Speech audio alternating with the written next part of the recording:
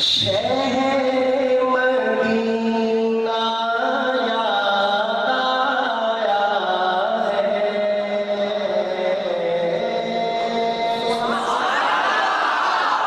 آہستہ کہیں سبحان اللہ۔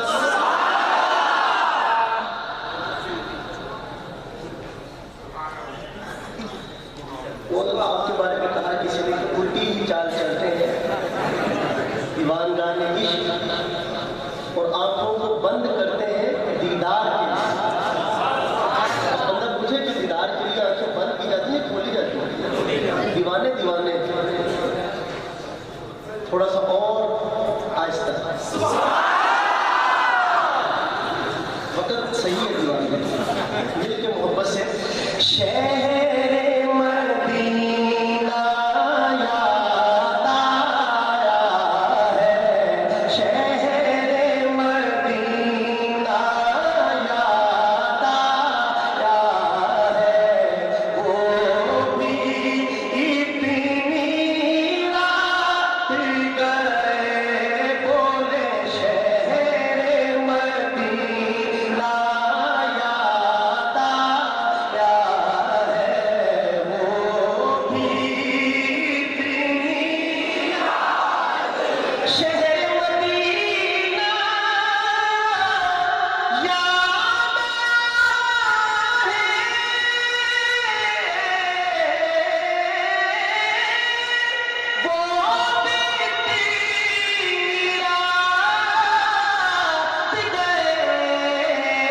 عشق نبی میں دل تڑپا ہے، عشق نبی میں دل تڑپا ہے، وہ بھی اتنی رات گئے،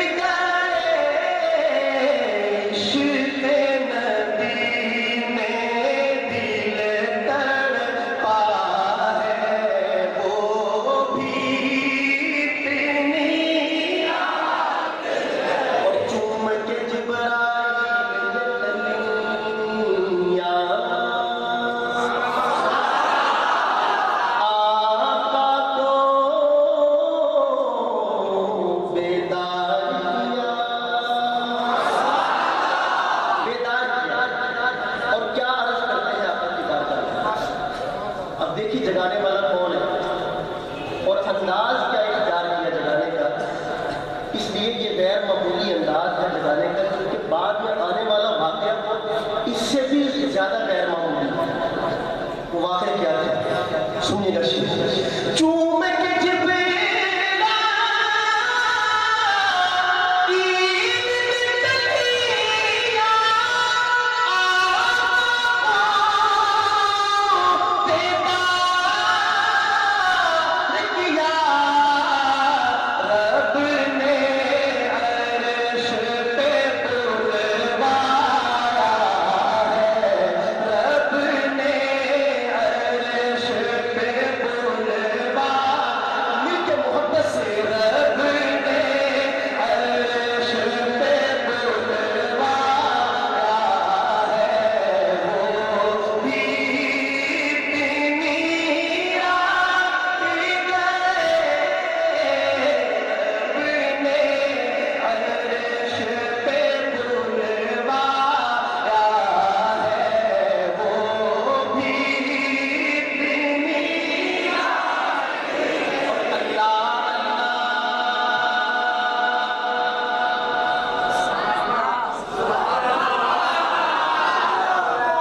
اور چلتی مشین سے نہیں اللہ اللہ عدم ہے اور معراج کا منظر ہے۔ کیا مطلب تھا معراج کا؟ ہم سب پاکستانی ہیں اور جانتے ہیں کہ جب بھی کوئی VIP موومنٹ ہوتی ہے تو روڈ جام کر دی جاتی ہے، دیکھا ہوگا آپ نے۔ تو اللہ کے حبیب جب عرش پر گئے تو اللہ تعالیٰ کی پوری کائنات میں رسول پاک سے بڑا VIP تھا ہی کوئی۔ اب کس کو اللہ تعالیٰ بند کرتے اور کس کو کھلا چھوڑتے؟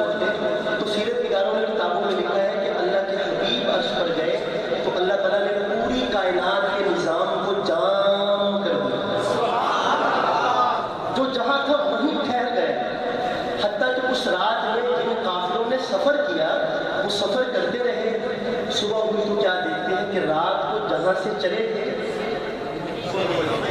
وہیں کھڑے۔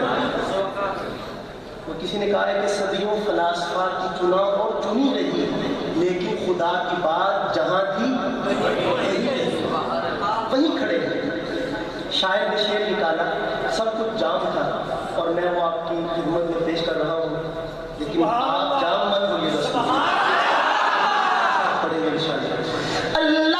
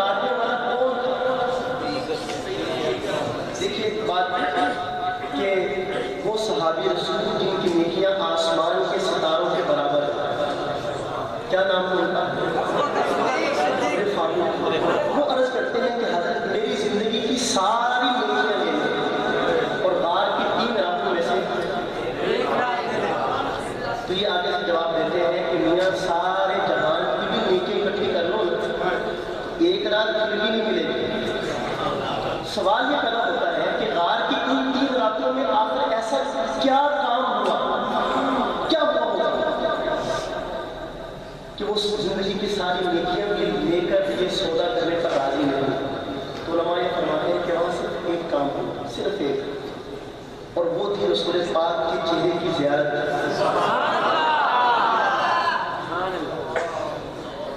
ایک آدمی اگر ایک نظر آقا کے چہرے پہ ڈال لے اور مر جائے ایمان کی حالت میں، اور بعد والے سارے جنید بغدادی بن جائیں اور دنیا بھر جائے ایسے لوگوں سے، ان سب کو اکٹھا کر لیے جائے ان کے ایمان کو اس ایک نظر والے کے ایمان کا مقابلہ، تو ہم کیا اندازہ لگائیں گے ابو بکر صدیق کے ایمان کا کہ غار کی 3 راتوں میں رسول پاک کے چہرے کو دیکھنے والا ابو بکر کے سوا کوئی نہیں تھا۔ ایمان کی کیا سطح ہوتی، تو ایمان مقبول تھا، لیکن ایمان مقبول۔ اب سمجھے گا شیخ، اور میں یہ سمجھوں گا کہ میں نے یہ شیخ اپنی برادری میں پڑھا ہے، میری برادری تو جانتی ہے شیخ، اپنی برادری میں پڑھا ہے، طلبہ کی برادری میں پڑھ رہا ہوں اور دیکھتا ہوں کیا کیا کرتے ہیں۔ کس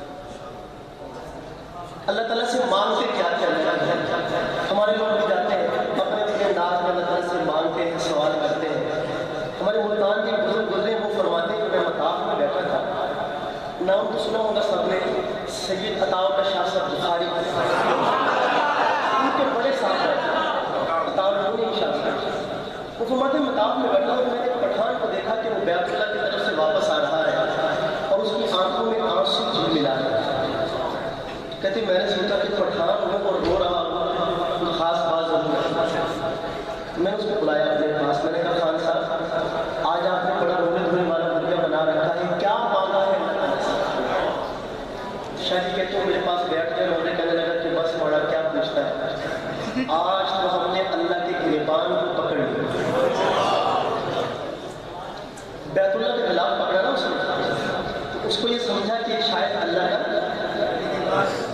شاید یہ کہتے کہ مجھے بندہ دلچسپ لگا، تو میں نے اس سے پوچھا کہ مانا کیا؟ کہتے ہم نے کہا کہ یا اللہ ہم پشاور سے آئے ہیں، اور تو نے تو پشاور دیکھا ہوگا بڑا دور ہے، اور ہم آپ کی بارگاہ میں اس لیے آیا کہ آپ ہماری مغفرت کر دیں، ہمیں معاف کر دیں۔ اگر تو نے ہمیں معاف نہیں کیا نا تو ہم مدینے جائے گا اور تیرے حبیب سے تیری شکایت کرے گا۔ شاہ جی کہتے ہیں اس نے اس انداز سے کہا کہ میں ایک دفعہ اندر تک ہل گیا، اور میں نے کہا کہ باری نام آپ کی بارگاہ سے لوگوں کو مانگنے کے کیسے کیسے ڈھنگ آتے ہیں۔ ایک حبشی بیت اللہ کا طواف کرتے ہوئے کہہ رہا تھا اللہم انت خلقتنی مجانا ورزقتنی مجانا فاغفر لی مجانا، اللہ آپ نے مجھے مفت میں پیدا کیا، درخواست بھی دی تھی میں نے، آپ نے کر دیا پیدا، اور آپ نے پھر مجھے مفت میں رزق دیا، لایا پلایا پہنایا، اب میں گناہ کر کے آپ کی بارگاہ میں آ گیا ہوں تو مجھے مفت میں معاف بھی کر دیں۔ آپ کا کیا کہتے ہیں؟ تو مانگنے والوں کے اپنے اپنے انداز ہیں، ڈھنگ ہے اللہ سے مانگنے کے، لیکن اللہ کے نبی اللہ سے کیا مانگتے ہیں؟ ایک خاص مانگ کا تذکرہ، اور جو سمجھے بھی اور پھر بھی نہ بولے تو میرے حساب میں وہ یہاں ہے ہی نہیں۔ سنیے گا شعر، اپنے دونوں دوستوں سے دعا لیتے ہوئے شعر آپ حضرات کے کانوں سے ٹکرا رہا ہوں، دل تک جانے کا رستہ دیجیے گا انشاءاللہ ایمان کر لوں۔ وہ سنیے گا شعر، بیت اللہ